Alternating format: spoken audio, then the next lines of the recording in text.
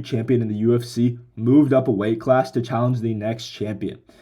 Now, that's a question I've been thinking about for the past couple of days, so I just wanted to hop on here and kind of discuss what I think and kind of break it all down. So, guys, let's just get into it. First, on our newly crowned champions at UFC 323, we got Petr Yan and Joshua Van, guys, and I love both these fighters. But I think that if Van were to move up to bantamweight, I think that Yan would win very comfortably and very easily. I mean, we saw his fight against Davison Figueiredo about a year ago. Petr Yan won very handily. He just outstruck Figueiredo. Figgy looked super small in that fight.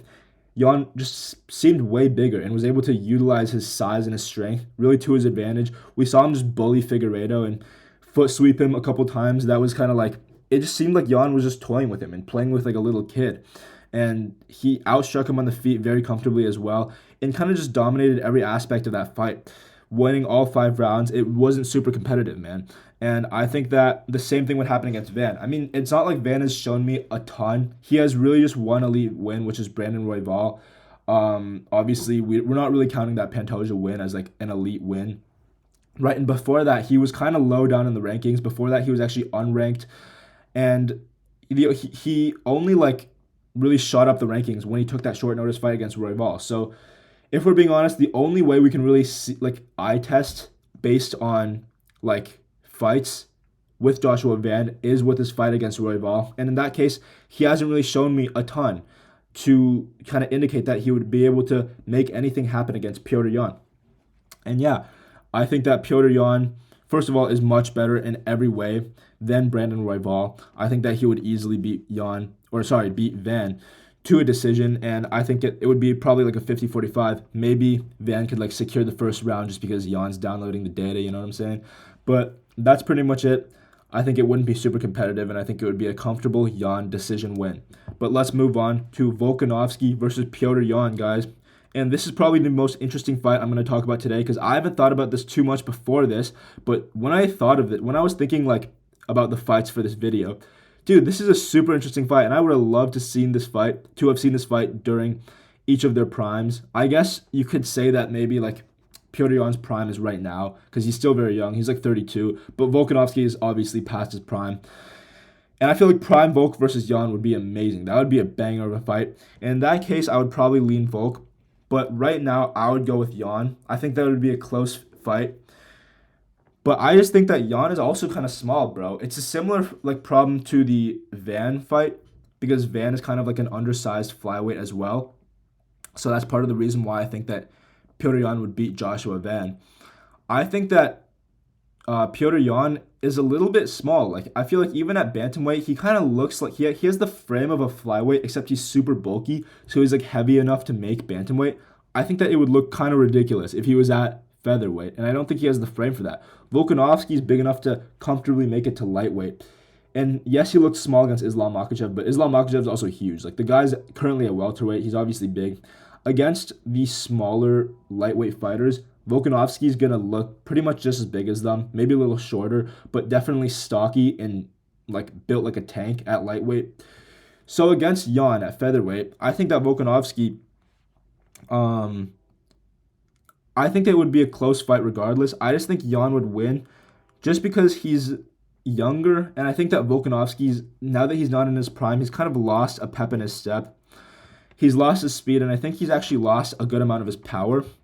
And he's still technical, but I think Yan can maybe not beat him on technique, but I think that Yan can match him on technique in terms of the striking and generally be able to negate the wrestling. And I think that neither of these guys are going to get held down at all. This would be a fully standing battle, and I think that Yan would just be able to land cleaner shots and maybe even hurt Volk at moments because Yan's got some pop, bro. Yan's got some power.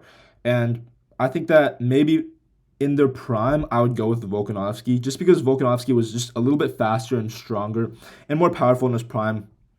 I think he'd be able to get Yan down more, maybe rack up some control and edge out a close decision. Because on the feet, I think it would be pretty close, but Volk has also got the longer reach. He's able to slide in and out of range pretty well. His defensive striking is a little bit questionable, and I could see Yan catching him a lot in those moments, but I think prime Volk would be able to eat those shots. I just think now Volk would react to Jan's punches just kind of worse. I think Jan's also got great kicks, And I think Jan would kind of mince up Volk's legs a little bit as well. And it would be a close fight, or at least a competitive one. But I think that currently Jan would win, but in their prime, Volk would win. So let's move on to Volkanovski versus Ilia Topuria, guys. We already saw this fight.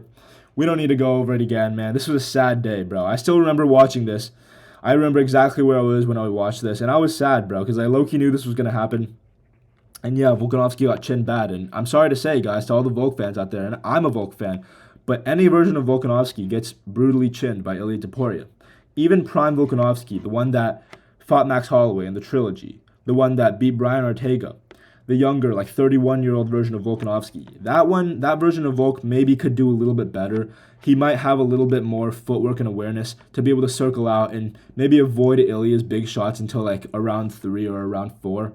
But he would still get chinned. And Ilia Topuria, it was competitive. It's not like Volk was piecing up Topuria before the KO. He was winning. He was marking up Topuria's face a little bit. But Ilia was landing back, and he was landing pretty big as well. It's just that Volk was kind of able to roll with the shots in the first round to kind of avoid getting knocked out. But he got backed up, and he's always going to get backed up because he always pulls back with his chin in the air, and that's pretty commonly known about Volk. His defensive striking has never been super good. And Ilia would capitalize on that, and he would back Volk up past the black line, get him against the fence, and he would knock him out. The only window I can see Volk maybe winning a decision in, and I would give him like a 10% chance to be able to succeed in this across 5 rounds, it would be if Volk would be able to if he's able to get in on the wrestling, like truly utilize his wrestling, because there was one moment in the fight against Topuria where Volk kind of ducked under a punch and clinched up.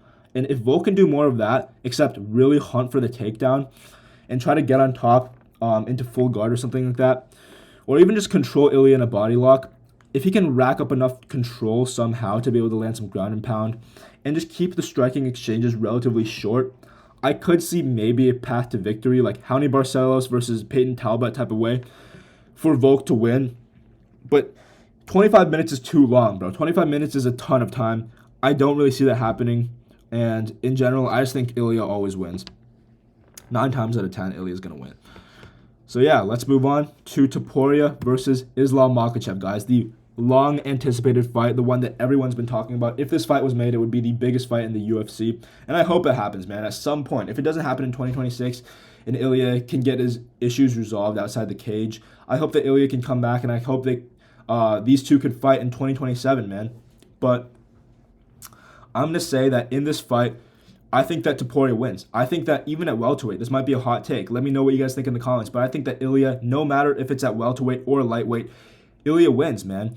And I think that at lightweight, I'm very confident. I would lean Ilia like 70% for Ilia, 30% for Islam. In terms of fighting at lightweight, I think that Ilia would knock out Islam. But I think that at welterweight, it is closer. The one thing I noticed about not just the fans, but even these big MMA YouTubers like MMA Guru, Lucas Tracy, Bedtime, like these guys kind of switch up on Topuria a little bit. Like, I remember after Topuria first knocked out Volk, that was the first time Volk had lost at featherweight, right? And that was the first time that he had lost on a full training camp, and it was a pretty hype moment for Ilia Topuria. But he took like 6 or 7, all right, 6-7, guys, 6-7, right? But he took like 6 or 7, or maybe even 8 months off. And between that time, people kind of started switching up. People started saying like, oh, Ilia beat like a washed version of Volk who was like chinny, right? And they were thinking that, yeah, Max Holloway just destroyed Gagey. He's going to win. He's going to walk through Ilia, and he's got a chin, right? He's not going to get knocked out. Obviously, that's not what happened. Ilia goes out and knocks Max Holloway out. And at that point, dude, I kind of knew. I really was thinking that Ilia Topuria would knock out Islam. And at that point, I was thinking, dude, Ilia's like got to be the best fighter I've ever seen. No glaze at all. I think Ilia Topuria is probably the best fighter the UFC has ever seen, pound for pound. I think nobody in the history of the UFC anywhere close to his weight class would beat him. And I think that includes Islam Makhachev. So at welterweight, after Ilia had knocked out Charles, his hype was at an all-time high. Everyone was on Ilia Topuria. They were saying that, like, yeah, he knocks out Islam Makhachev. But then after Islam beat JDM, people kind of switched up, and all these MMA YouTubers kind of switched up and said, oh, yeah, I think Islam is too big for Ilia. And I just don't think that's the case, dude. I think that's like a load of horse shit. I think that Ilia looked small as fuck against Charles. Charles is a big lightweight, and he really was able to bully around Ilia in moments and push him around the cage. in their fight, and it really didn't matter because Ilya was still able to get the better of Oliveira in the grappling, defend his grappling very well, and Oliveira's the best grappler at lightweight currently, and then he was able to smoke him on the feet. So I know that it's a different fight against Islam. Islam is way more defensively sound than Charles Oliveira, and he would be very big as well at welterweight against Ilya, but I don't think it'd matter. I think that Ilya would smoke him either way, and I think that Ilya would be able to kind of be good enough to not get subbed. I think that he might be able to get controlled a little bit, but at the same time, he's a stocky fighter in and of itself, and we saw what happened last time Islam fought a stocky fighter in Volk. After that, he was fighting like the Poiriers of the division. He was fighting the Moicanos. These guys are all tall, and even Moicano, I think, was taller than Islam when they fought. So, like, these lankier, taller guys aren't going to put up as much resistance on the ground. I think that Toporia's, like, center of gravity and his base is really firm, and I don't think Islam would be able to control him for too long. And I don't think Ilya would get subbed. So I think Ilya would find that knockout on the feet. His power at welterweight would be insane, and I think that Ilya Topuria would beat Islam at welterweight and at lightweight. But let's move on to Islam versus Hamza. What would happen if Islam moved up to challenge Hamza for that third belt at middleweight? And guys, I don't mean to say I'm going to pick Hamza, and I'm not trying to say that Islam is bad, because obviously he's the pound for pound number one. He's one of the best fighters in the UFC right now. I'm not saying that he's bad or anything, by no means, right? But Hamza's just big as fuck, dude. And I know I just used that same argument, like, oh yeah, like Islam's like, you know, he's big against Ilya, but it doesn't matter. But I think that in this case it does matter, because it's not like Islam can put out Hamza with one shot.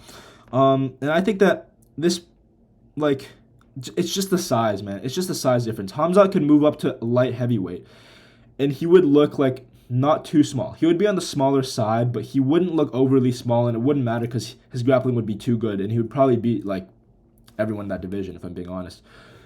And against Islam, like, Hamza's like 6'1" or some shit. Islam's like 5'11", 5'10", if we're being honest. Hamza would tower over Islam. And I think that because of that, Islam wouldn't be able to get going and do anything on the feet. I think in the grappling, it's pretty close. As in, like, if I'm talking about skill for skill, Hamza might have the edge in the grappling just because his double legs are so lightning fast and he's so powerful when he shoots that he's able to get down any opponent. And we don't really see that same level of effectiveness in terms of the takedowns with Islam. But Hamza's striking on the feet is not nearly as good as Islam's. Islam's striking is very good compared to Hamza's. Hamza might be a little bit more powerful in terms of just, like, he can put you out with, like, maybe one or two shots. But Islam is way more skilled on the feet. He's way better at managing distance. You rarely see him get rocked. He's a great counter striker, unlike Hamza. He's good at moving backwards and countering. And he's great defensively as a striker, and that's just not the case with Hamza. But I don't think it would matter, because it's not like Islam would be moving forward. And even if he did move forward in the feet against Hamza and try to make something happen, like land a big shot, I don't think it would happen, because all Hamza needs to do is kind of just slide out. Whoops, my bad. All he would need to do is kind of slide out of range and circle, and then get back in on a takedown. And I think that's all he would need. And I don't think that there would be many moments in the feet for either of these guys. I think that most of the fight would be on the ground, and in that case, Hamza would just control him by virtue of being like 1.5 times bigger than Islam. He would just be too big, and I don't think he would get a submission per se, but I think that he would just win most of the moments in the feet, find the more controlling positions, and there would be scrambles. Islam would be able to get up from bottom and stuff, just because of how good of a grappler he is, but yeah, it wouldn't be the most entertaining fight, if I'm being honest, and I think Hamza would just get a decision, maybe like 48-47 or 49-46. But let's move on to Hamza versus Alex.